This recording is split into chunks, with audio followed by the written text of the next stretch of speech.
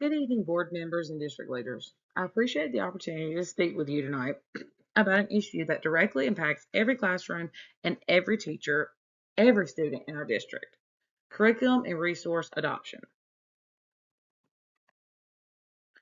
Curriculum is more than a set of textbooks. It determines what students see, whose voices are valued and heard, how learning is assessed, ultimately, who succeeds. When we adopt instructional materials, we're making decisions about opportunity, equity, and student identity. I will outline a proposal in this presentation for adopting curriculum and resources that intentionally support culturally responsive instruction and differentiated teaching practices to improve engagement, achievement, and equity across our whole district. What is culturally responsive instruction? Cultural responsive instruction is teaching that reflects students' identities, backgrounds, and lived experiences. It affirms students' cultures as assets rather than deficits. Research by Gloria Ladson Billings emphasizes that culturally relevant teaching promotes academic success, cultural competence, and critical consciousness. When students see themselves represented in the curriculum, engagement increases. When instruction connects to their experiences, comprehension deepens. This is not about lowering standards. It is about raising access. What is differentiated instruction? Differentiated instruction ensures that all students, regardless of their readiness, their learning style, language proficiency, or any exceptionalities that they may have, can access rigorous content. Carol Ann Tomlinson defines differentiation as adjusting content, process, product, and learning environment based on student needs. In curriculum adoption, this means selecting materials that include scaffolds, enrichment options, multilingual support, and adaptive technology tools. If resources are rigid, teachers must work twice as hard to meet the diverse needs of her students or his students. If resources are flexible, student success becomes scalable. The problem. Currently, many districts, including ours, experience inconsistencies with curriculum materials. Some resources lack diverse representation. Others provide limited differentiation supports. When curriculum does not reflect students' identities or offer flexible pathways, engagement declines. Achievement gaps persist. Teachers spend many hours modifying materials rather than refining instruction. This is not a teacher effectiveness issue, it's a systems issue. We must adopt curriculum intentionally, not just traditionally. Our vision statement. Our district will adopt and implement curriculum resources that are culturally responsive, academically rigorous, and adaptable to meet the diverse needs of every learner. This centers around three priorities: equity, excellence, access. Curriculum should not simply meet standards, it should meet all of the students. Our SMART goals. By spring 2028, 100% of newly adopted core materials will meet district cultural responsiveness and differentiation criteria. Within 2 years, reduce achievement gaps in ELA and math by 10% through equitable curriculum implementation. These goals are measurable, strategic, and directly tied to student outcomes. Curriculum integration plan.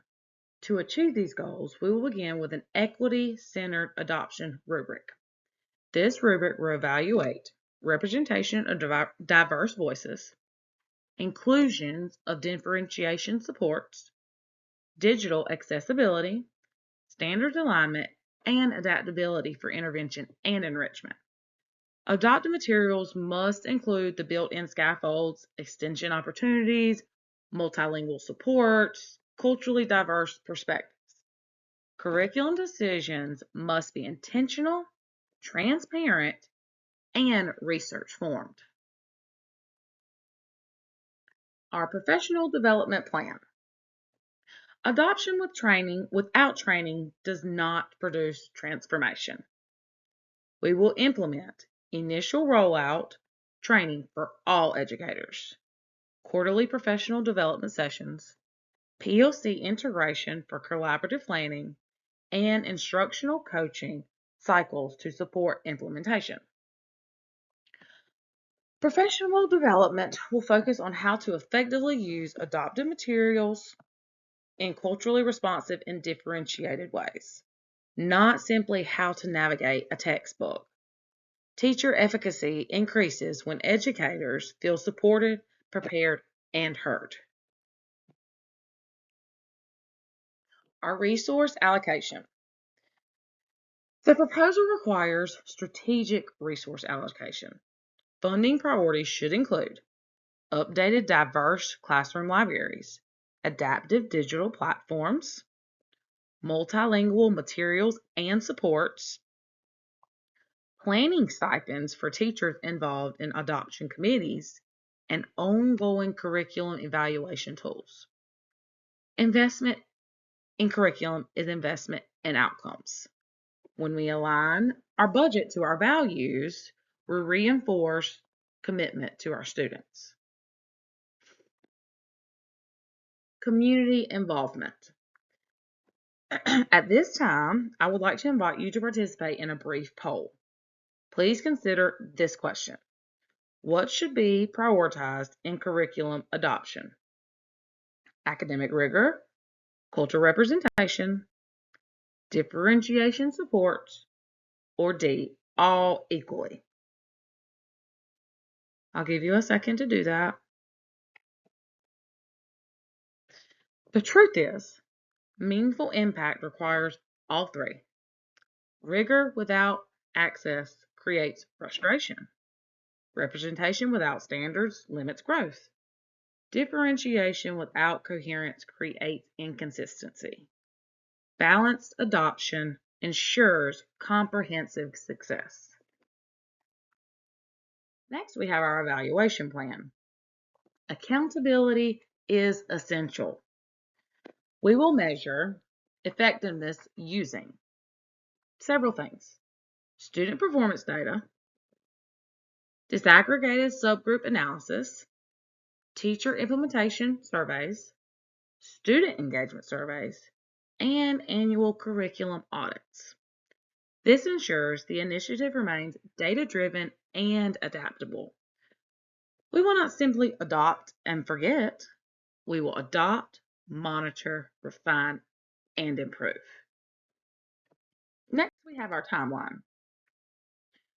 Year 1, we're going to conduct curriculum audit and develop adoption rubric. Then in year 2, we're going to pilot those materials, provide intense professional development for all the teachers involved.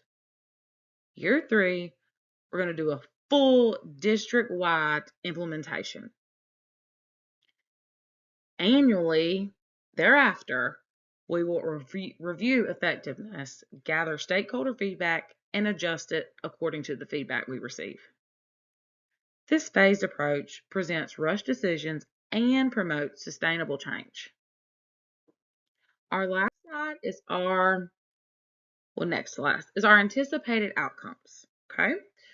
If implemented with fidelity, we anticipate increased student engagement, improved academic achievement, reduced opportunity gaps, greater teacher efficacy, stronger family trust, and more equitable learning environments for all. When students feel seen and supported, they succeed. Our call to action. Members of the board, curriculum adoption is not a procedural decision. It is a moral and strategic one. I urge you to adopt an equity-centered curriculum policy, invest in sustained professional development, allocate resources aligned to our values, and commit to our ongoing evaluation. By taking that action right now, we send a powerful message that every student in our district deserves curriculum that reflects their identity, challenges their thinking, and supports their growth. The cost of inaction is continued inequity. The benefit of action is transformative opportunity. Together, we can ensure that our curriculum is not only standards aligned, but student centered. Thank you for your time and commitment to the success of every learner in our district.